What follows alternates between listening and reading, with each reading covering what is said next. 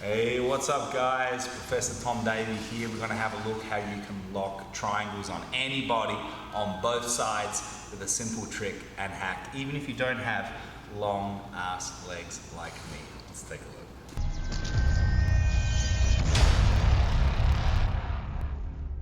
Hey guys, let's have a look how you can lock more triangles. I know I've got freaking long legs, alright?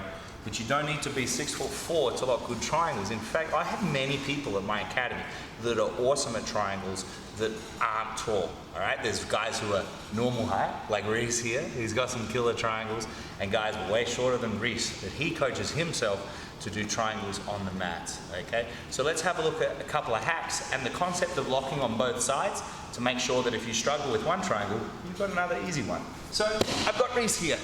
Triangle chokes, leg triangles we're talking about here. They are all precipitated by a one arm in, one arm out. Okay, so how can I get that? Well, I want to control posture and push it in and jump over. Okay, of course, if Reese resists me here, well then that lets me kick through.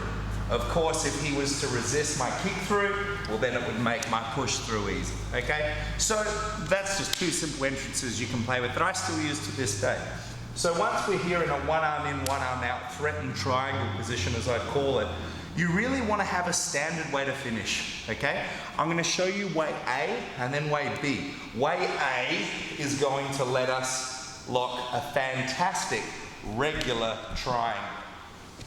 Way B is when he defends and we can't lock, they're too big, and then we're going to come around the corner and get this lock here. So I will show you both and look at a universal gripping system to let that happen.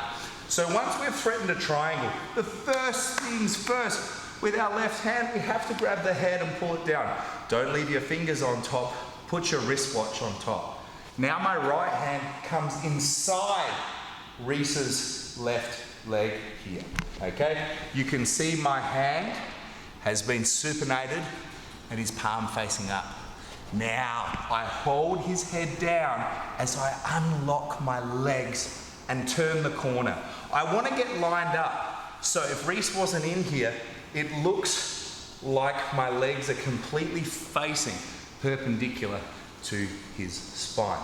So once I'm in my triangle, I'm in front of the man, head, leg, open, keep my knees pinched, and turn. Now, you'll notice my legs are completely in line. Watch very carefully here. You'll see that I've come around the corner of his shoulder.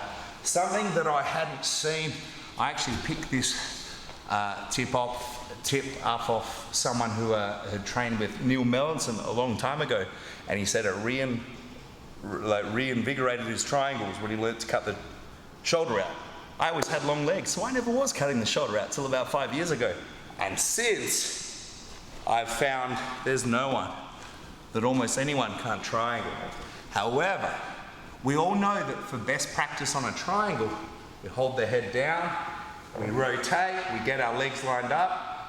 This is the weak point here. This is where he pulls his arm out and gets out, passes out guard, all that sort of annoying stuff. So when we cut this angle, it's very important that your left knee comes towards your nose here.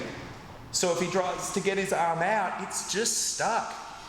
Now, by the time I put my right leg down and my left leg over, there's no need to pull the head or squeeze the knees.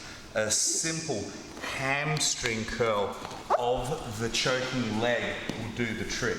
So my choke here, as you can see, is primarily done by my hamstring of my right leg. My left leg simply reinforces, this is a lever, cutting down like a pair of bolt cutters on his leg. So my other leg cuts it down. No more pulling on the head, no more squeezing at the knees, okay?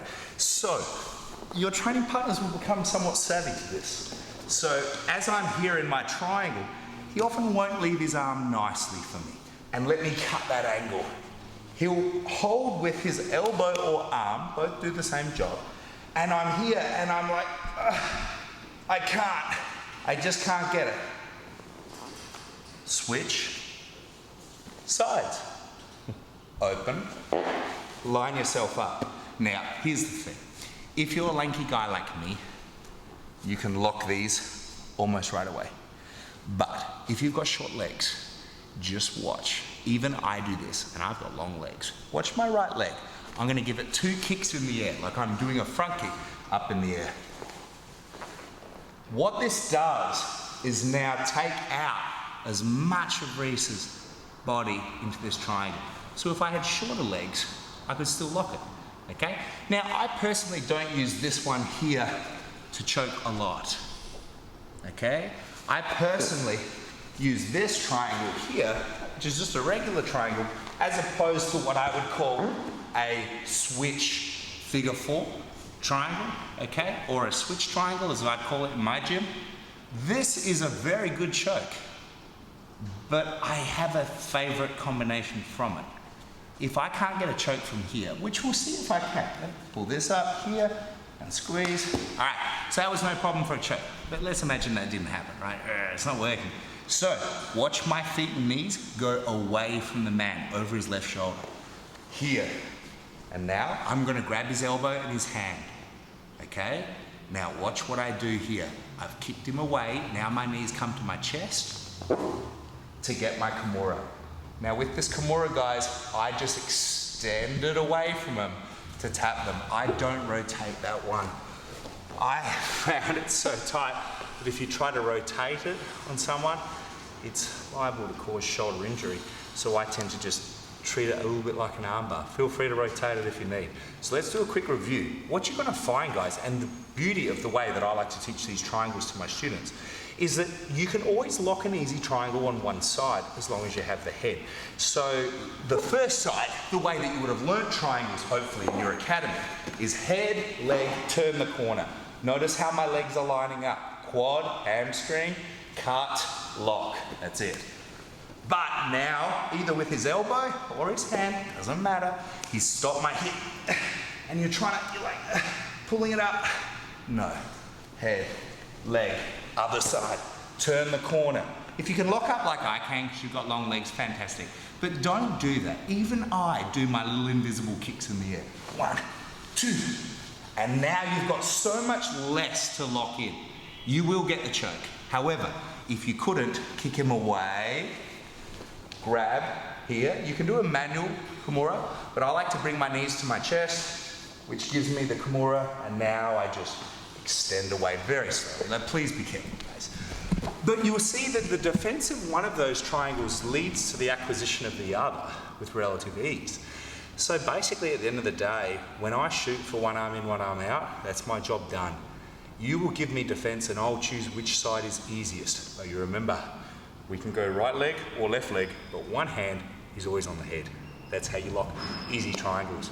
And of course, guys, if you have very, very short legs and you feel that you don't have time to cut the angle or you haven't had much practice yet, don't be afraid to look at your triangle chokes for submission chains. Whether it's Kimuras, Americanas, arm bars, toe holds, there are just so many things you can do from triangles. So no matter what your build, the triangle is a formidable weapon and you should use it. And you should at least incorporate the lock on both sides. There's no right side or wrong side. It's a regular triangle and a switch triangle. And if you ask me, a properly applied switch triangle can be much, much tighter than that of even a regular triangle, once we know choke mechanics. There's my take on triangles, guys. I hope you enjoy it. Take care. I'm Professor Tom. I'll see you next time.